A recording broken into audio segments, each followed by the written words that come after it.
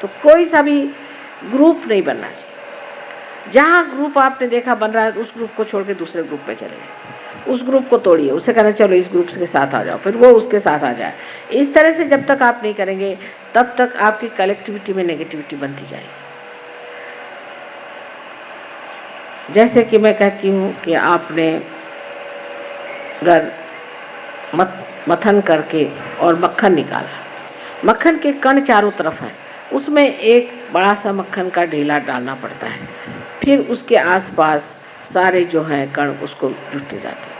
पर 4, 5, 6 कण मिलकर के अलग से अगर बैठ जाए तो जिसने मथा है वो कहता है जाने दीजिए, बेकार, ये तो मक्खन बेकार ही है, छोड़ दीजिए, जो बड़ा है उसको उठा लीजिए। तो सबको मिल मिल करके एक बड़ा सा मक्खन का जैसा स्वरूप है, इसी तरह से आपको भी एक बड़ा सा ग्रुप बनना चाहिए। करते करते फिर एक बड़े सागर में विलीन हो जाना चाहिए। तो एक बूंद को अगर आपको सागर में विलीन करना है तो आप 4-5 बूंद बना के सिर्फ बबूले बनाइएगा। जो भी इस तरह से कार्य करता है बबूला बना लेता है, और वो बबूले आप जानते हैं कि 2 मिनट के लिए आते हैं और नष्ट हो जाते हैं, अपने आप ही प्रकृति से ही होते हैं, उसको कोई करने की ज़रूरत नहीं। इसलिए कोई सा भी ग्रुप आपको बनाना नहीं है, सबके साथ एक जैसा मिलना जुलना, सबको एक साथ जाना, सबसे एक साथ प्रेम रखना और सबको एक साथ समझने की कोशिश करना चाहिए। एक दूसरों को किसी भी तरह से आपको क्रिटिसाइज़ कभी नहीं करना चाहिए। आप आपस में भाई बहन नहीं हैं, लेकिन आप मेरे शरीर के अंग प्रत्यंग हैं। अगर समझ लीजिए मेरी एक उंगली ने दूसरी उंगली को क्रिटिसाइज़ कर दिया तो क्या फ़ायदा होगा, इससे तो नुकसान ही होने वाला। इसलिए ठीक यही है कि मनुष्य को क्या हो गया, बैठ तो जाइए। इसलिए बहुत उचित यही बात है कि हम लोगों को ये सोचना चाहिए कि अब हम मनुष्य नहीं, हम अतिमानव हैं, और अतिमानव की जो स्थिति है उसमें हमें सब दूर घूम फिर करके और अपना चित्त परमात्मा की ओर रखना चाहिए। ये बड़ी भारी एक कठिनाई आ जाती है सहयोग में शुरुआत में, जबकि कलेक्टिविटी आदमी पता नहीं क्यों तोड़ देता है। ये भी एक आसुरी विद्या है जहाँ कलेक्टिविटी टूट जाती है।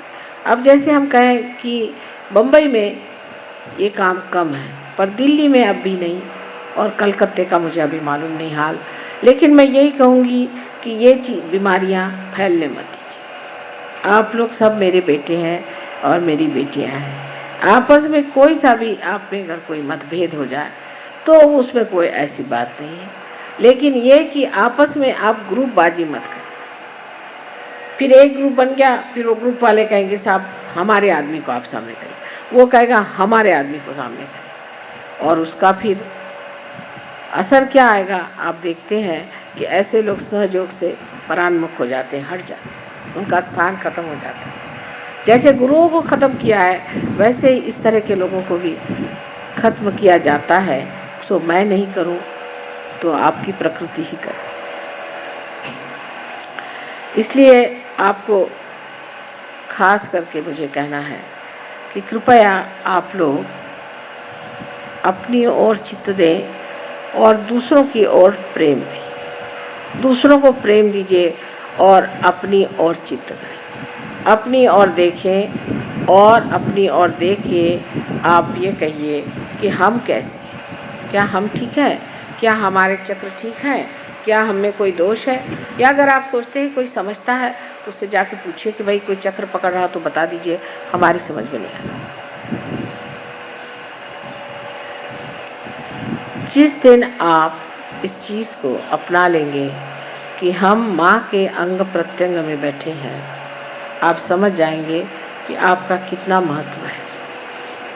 आप चाहे जैसे भी हैं, हमने आपको स्वीकार कर लिया, अब आपको भी हमें स्वीकार करना होगा और जानना होगा कि अब अत्यंत शुद्ध और पवित्र भाव से रहने से ही हमारी माँ को सुख और आनंद मिल सकता है। आज की एक विशेष तिथि है, जिस तिथि पर ये नया अभियान शुरू हो रहा है कि सारे दुनिया के जितने भी तांत्रिक हैं उनके पीछे मैं अब लगने वाली हूँ। और मैं चाहती हूँ कि आप भी सबके पीछे हाथ धोकर लगे।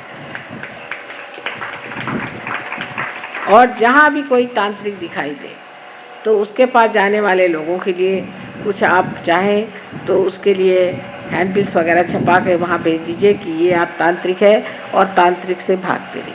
अगर जो आदमी तांत्रिक के पास जाता है उसके घर में अगर तांत्रिक आ जाए तो 7 पुश्त तक वो पनप नहीं सकता, उसके बच्चे नहीं पनप सकते।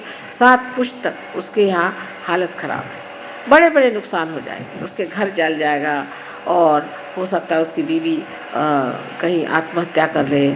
उसमें उसके घर में हमेशा तकलीफ़ें, दुख और परेशानी है। इसलिए ये जो अभियान है इसका आज का दिन भी ऐसा है कि जिसे सब लोग मजाक में अप्रैल फूल का दिन कहते हैं। तो इनको बेवकूफ़ बना बना के ही पटका जाएगा, इनको बेवकूफ़ बना के और पटका जाएगा, क्योंकि ये अपने को बहुत अक्लमंद समझते हैं। तो इनकी जो बेवकूफ़ियाँ हैं उनका पूर्णतया उद्घाटन करना आप लोगों का कार्य है। आप सबके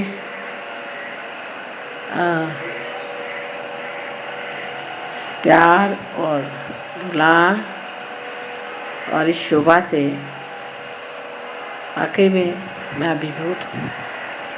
इतना आप लोगों ने खर्च किया, इतनी शोभा बढ़ाई है, सो यही कहना है कि बहुत ज़्यादा खर्चा करने की ज़रूरत नहीं। आपकी माँ तो इतनी सीधी सादी है, उसको कोई भी चीज़ की ज़रूरत नहीं है। आप लोग जो भी है, जो कुछ भी हमें दे दें तो ही बहुत है, हमें तो कुछ चाहिए भी नहीं।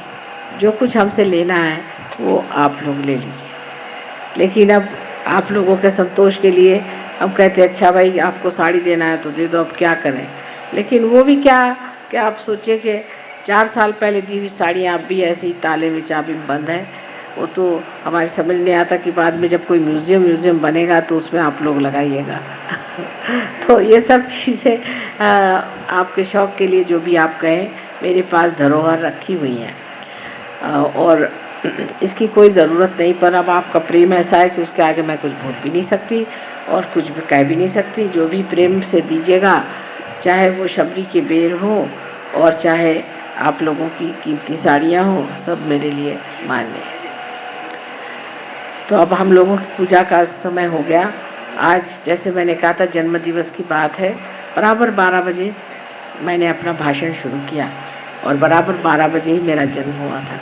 इसलिए इतना समय लग गया, फूलों में समय लग गया, इसमें कोई घबराने की बात नहीं, क्योंकि संजोग ऐसा है 12 ही बजे आज का जन्मदिन मनाने का था। तो इसमें सब चीज़ सब अपने समय पर ठीक ठाक बैठती है, तो इसमें किसी को भी कोई दोष नहीं मानना चाहिए।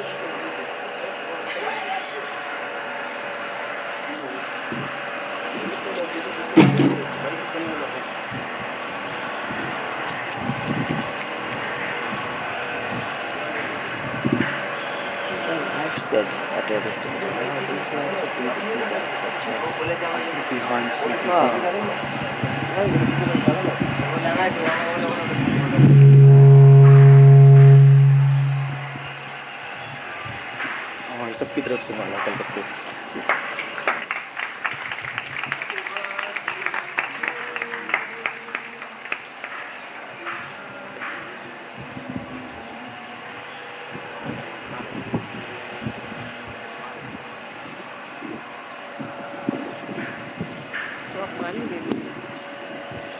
अच्छा,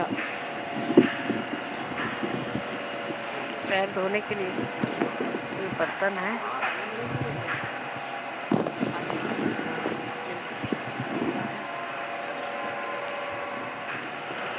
उसका भी वाल सूखा।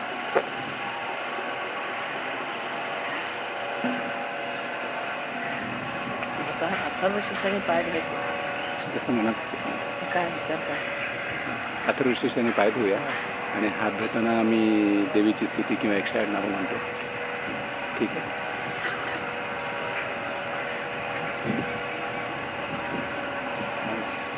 पाय धुवायला मंडळींना बोलवून घेऊ पाय धुवायला मंडळींना बोलवून घेऊ मुलांना कोणाला लहान मुलांना हो, लहान मुलं.